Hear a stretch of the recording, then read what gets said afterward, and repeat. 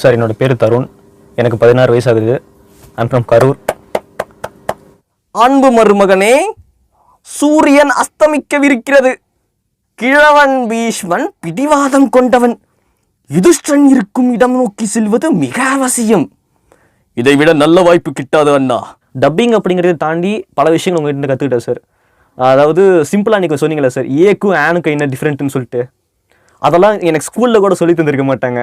Silica silica அடச்சை எப்பா பொம்பளை சோக்கு கேக்குதாடா உனக்கு? பொம்பளை சோக்கு இங்க நீ பெத்த புள்ள 5க்கு 10க்கு அழுக்கல புரண்டு சோத்துக்கு சிங்கி அடிச்சிட்டு இருக்கா.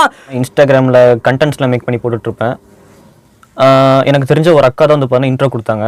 இந்துன்னு சொல்லிட்டு அந்த அக்கா பேர்.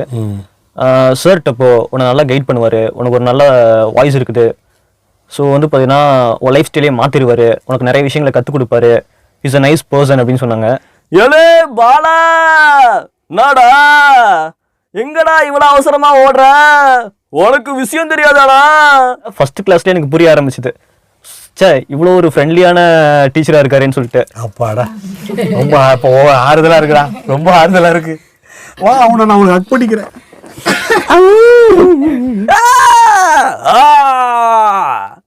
இந்த லேடி சரியான பேடி.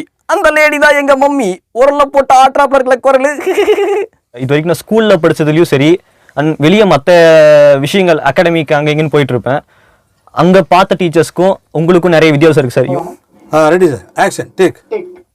பிதாமகரே, எனது பணிவான வணக்கத்தை ஏற்றுக்கொள்ளுங்கள். வேறிடத்தில் சந்தித்திருந்தால் ஆசி வேண்டி இருப்பேன். இது போரிடும் இடமானது, ஆகையால் அரைக்கூவல் வேண்டுகிறேன். நீ யார் பாலகா?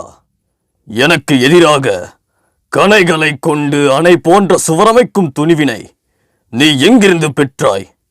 இயலாது பாலகா, உன்னை எதிர்த்து கணை தொடுக்க என்னால் இயலாது. ஒரு நிமிஷம், கொஞ்சம் நிமிர்ந்து பண்ணு. Okay sir.